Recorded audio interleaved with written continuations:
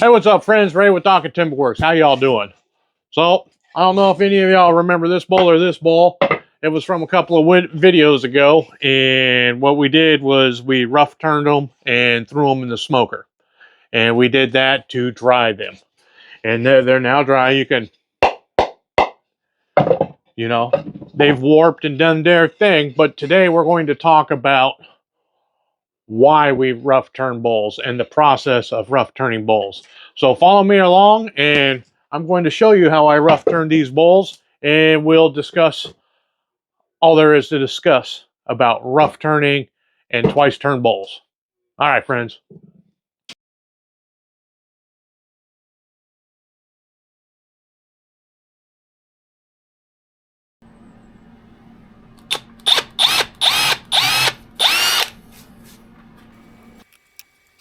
All right, so that's just me putting my woodworm screw in and setting my pulley to the middle range, because I think I had it on the high range for doing some spindle turning or something.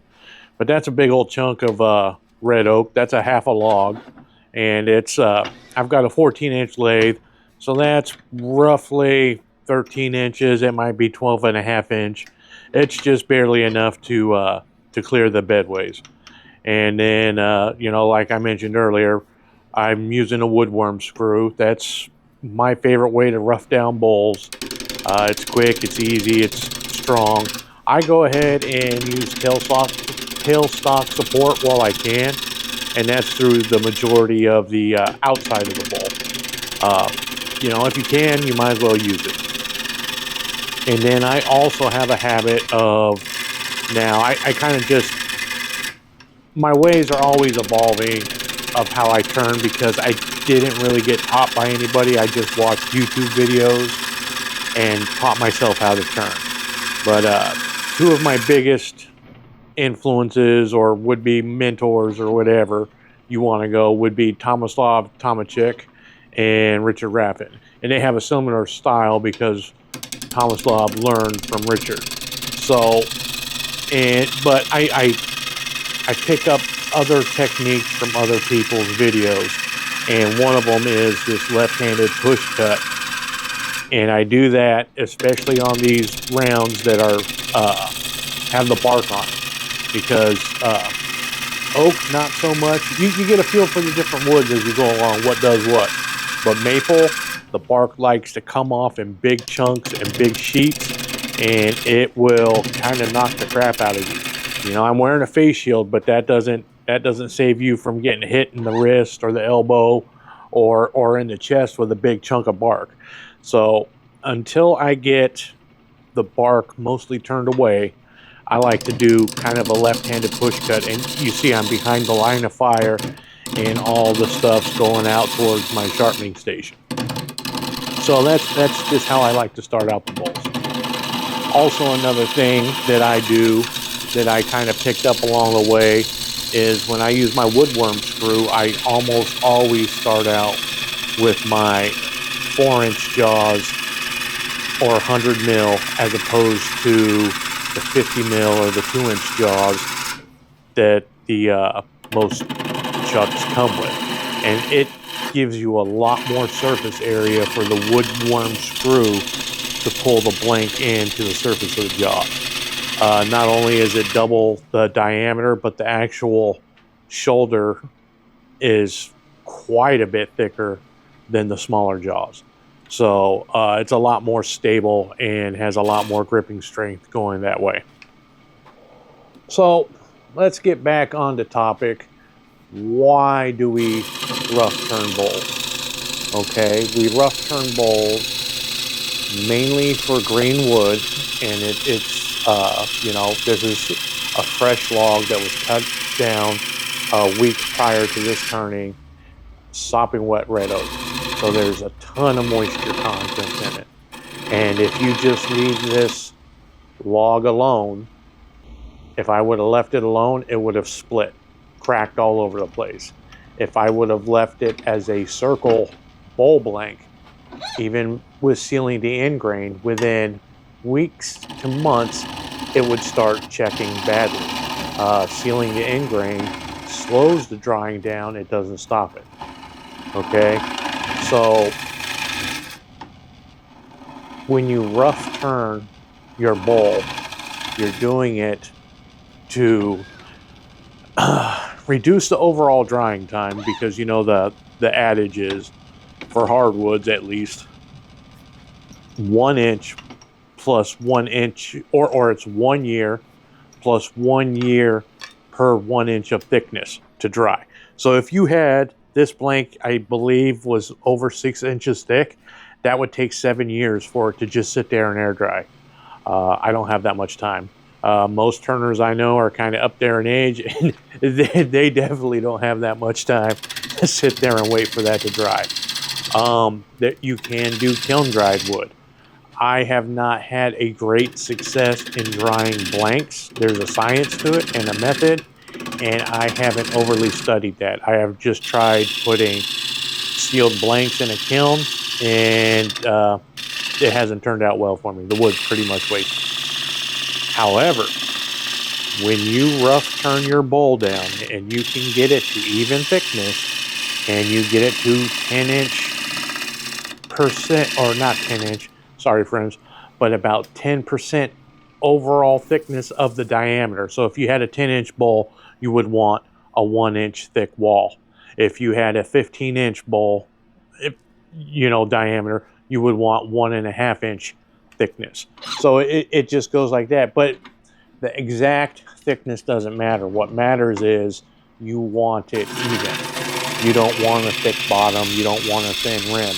You want the bowl to dry evenly all the way across. Because what happens is when something dries faster than another portion, they move differently.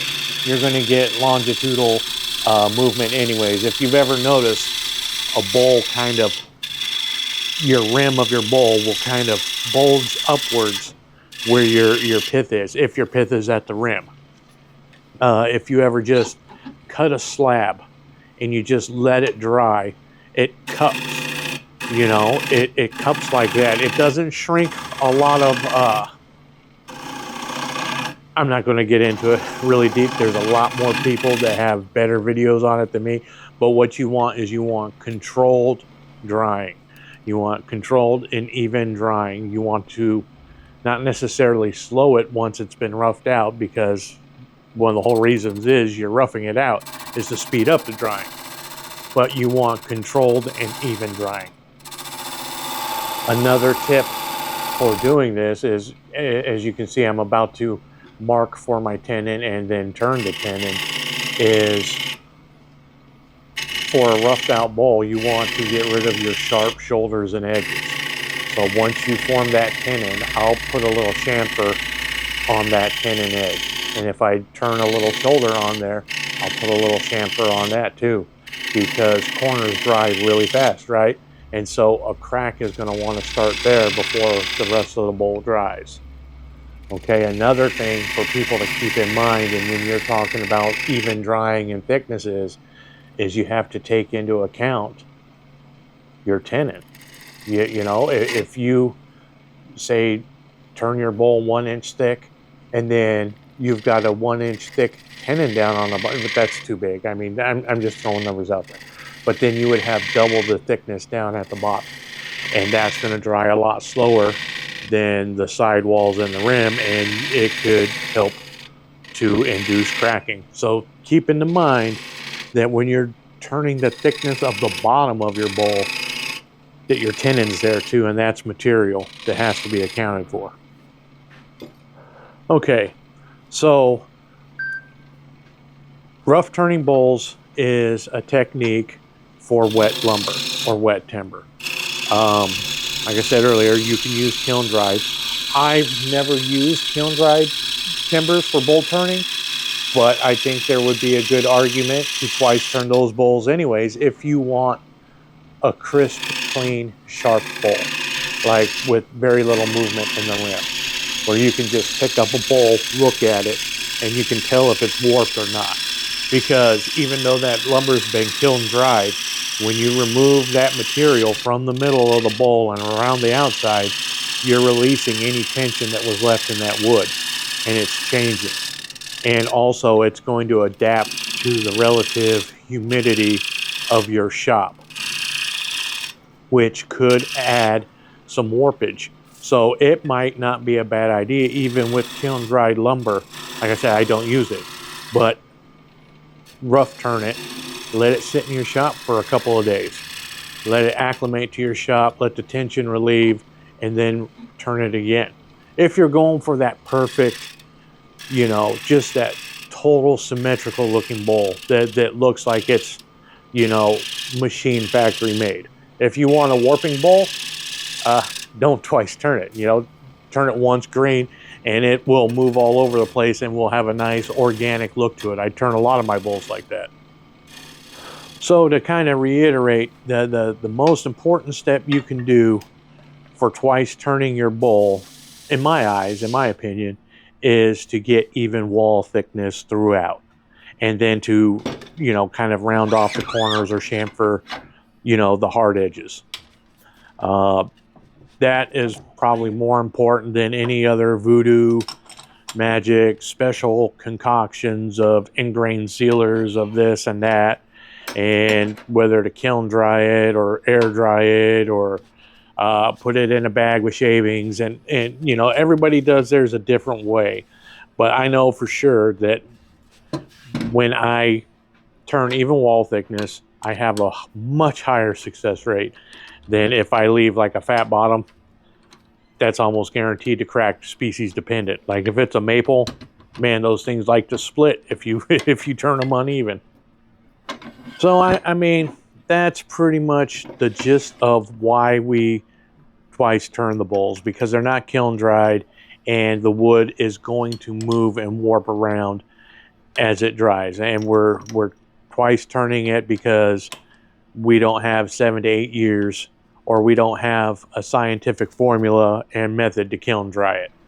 And we're kind of cheap and we just like to haul off trees and, you know, chuck them up on our lathe. At least that's what I like to do. I mean, I get to control it from when I cut. I don't cut down the tree. I haul off the log. But from the second I start processing the log, where I cut it up small enough to get into my truck, I'm thinking about bowl design or blank design. Okay, I'm looking at the crotch. I'm looking at figured or curly pieces. I'm looking at the bark. That's a big indicator. I'm looking to see if there's part of it where it might be more punky, or if it's spalted, if there's ant damage, or if it's just a straight clean tree piece. You know, I'm always looking ahead at this, and we get to control our blanks and the way our end product looks by doing this step, by processing it ourselves. When you buy from online vendors or whatever, you're kind of, you know, it's a crapshoot. You know, you might get something really impressive that is really awesome, and you might just get something that's kind of meh or mediocre because the guy's just cutting down the wood to get as high a yield as he can to make as much money off of it. He doesn't really care what it looks like at the end. It's not his product. It's not his project. He's just, you know, making money selling wood. So this is why we twice turn. I'm sorry, friends. It's getting late. I'm doing this, but this is why we twice turn the bowl. This is how you get a smooth, symmetrical, nice, clean-looking bowl from a log, from firewood. You know, you want to control the drying process, let the wood move, shake, release tension. A lot of times, even if your bowl cracks once it's been twice turned, a lot of times it's superficial, it's surface checking, and when you go to turn it away, if you left enough material, you can turn right through it and it's gone. I've had quite a few successful bowls that had surface checking, and when I turned them away, they were perfectly smooth when it was all said and done. So I actually kind of prefer the look of a kind of flowy, kind of mildly warped bowl. I don't mind it. I kind of enjoy it. I like doing a lot of once turned green bowls, but this is also the best way to store wood. I come across a lot of wood I don't get to in time a lot of times, but roughed out bowls have the best chance of survival for long-term storage of any other method I've seen. Not too long ago, a turner in our local club was fixing to pass, and he kind of donated all of his roughed out bowls to our club and wanted to see them finished. And as a club, we kind of turned them together and you know, did a big collage of this turner's twice turned bowls, or rough turn bowls that we twice turned for him. And I think the bowl blank that I had and finished was 15 years old. Not a crack in it. Okay, I've got stuff on my shelf that's been there for less than a year, anchor sealed. It's just a bowl blank. It's just, you know, a circle just sitting there, and it's split to pieces to the point where it's almost useless, you know. But these bowl blanks, once they're turned to the right thickness, if you take the time, they can last you forever by the time you get to them.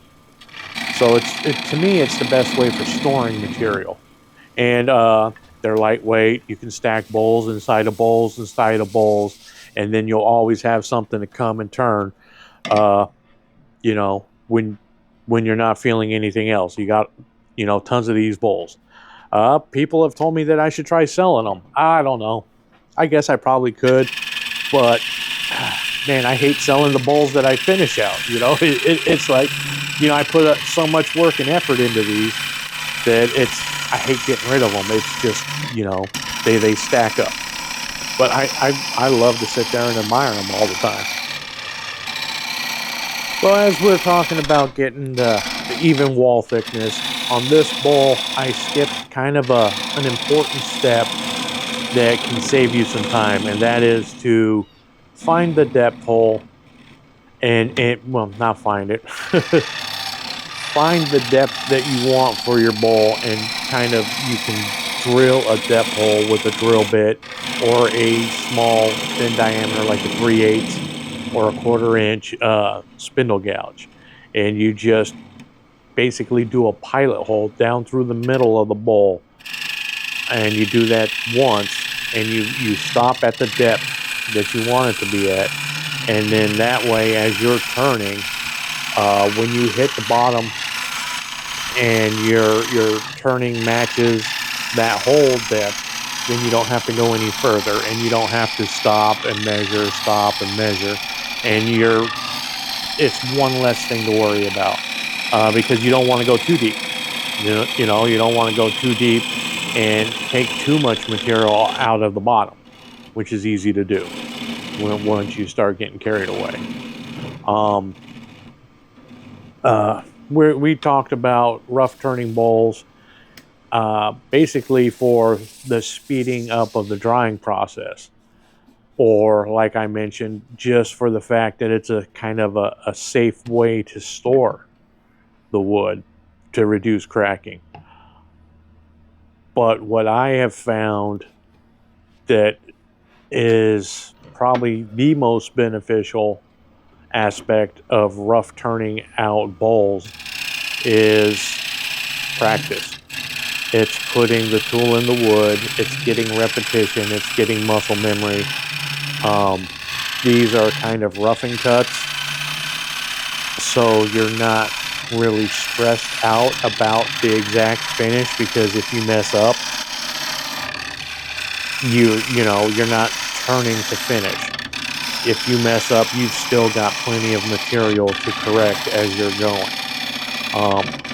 When I was doing this bowl, I was kind of taking my time though, and kind of almost doing finishing cuts as I was going along. I was just kind of enjoying it and practicing it, and going through the motions and finding the bevel, riding the bevel, floating the bevel, seeing which way this gouge cuts versus this way.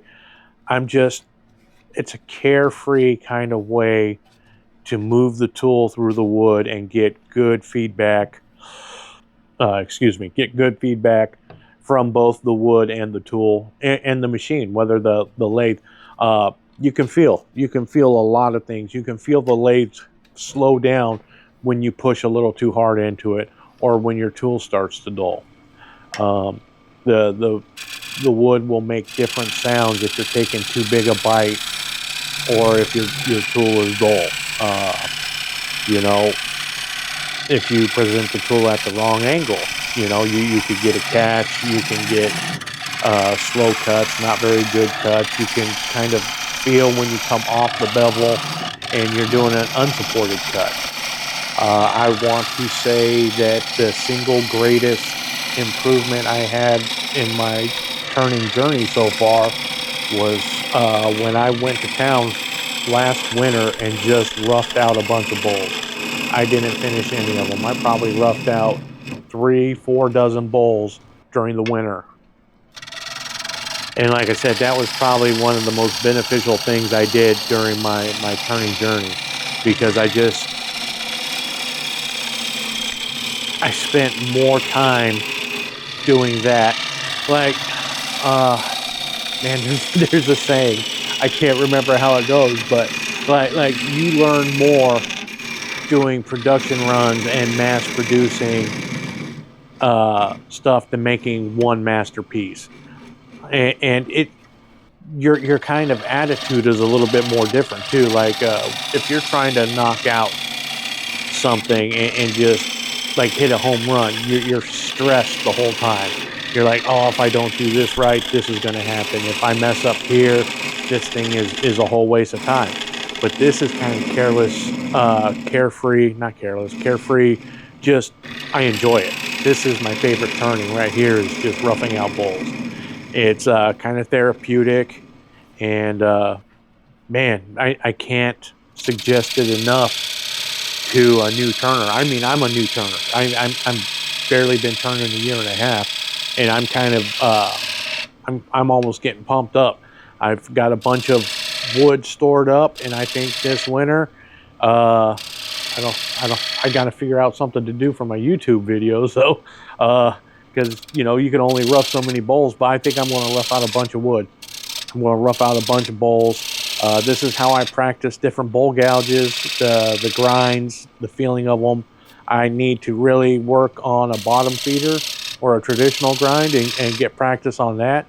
And this is the way to do it right here.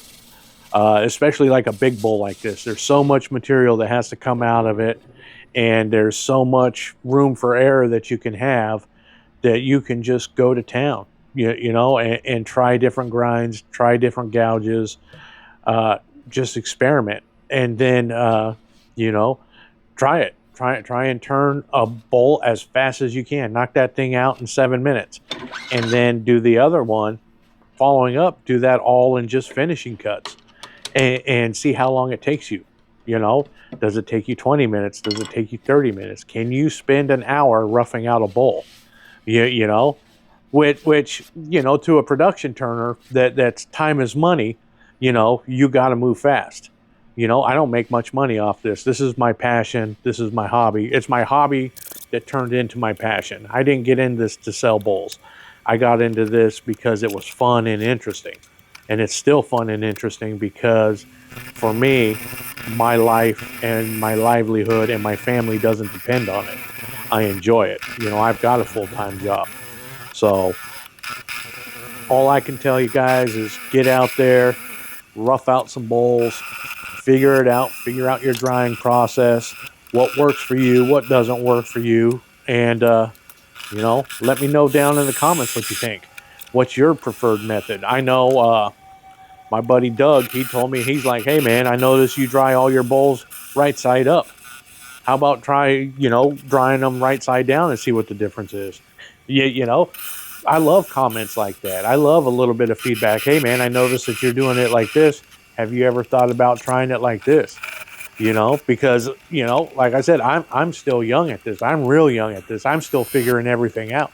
I'm constantly evolving and changing and trying new ideas, especially from recommendations from y'all. So, thanks for checking out the video. I really appreciate you guys. You know, I can't do it without y'all. You know, I'd just be talking to myself. You know, hit the like button, you know, give me a thumbs up. Subscribe to the channel if you haven't already. You know, I'm constantly trying to grow the channel and make things better for y'all. Uh, I've delved into chainsaws a little bit more, and I got to back off. I gotta, you know, I wanted to do this just as a turning channel, so I'll try to knuckle back down into doing turning. You know, but to me, my chainsaw is as critical as my lathe for my turning projects. So, I mean, you know, I don't know. Let me know, guys. Know, or let me guys let. Oh, it's getting late. You guys, let me know what you think about my chainsaw stuff on here. I mean, is it a turnoff? Does it make you just want to skip it and not come back to the channel? Or are you cool with it? Because, you know, all my lathe work starts with the chainsaw. So, all right, man. Y'all have a good one. I need to get some sleep. We'll catch y'all on the next one. Thanks, friends.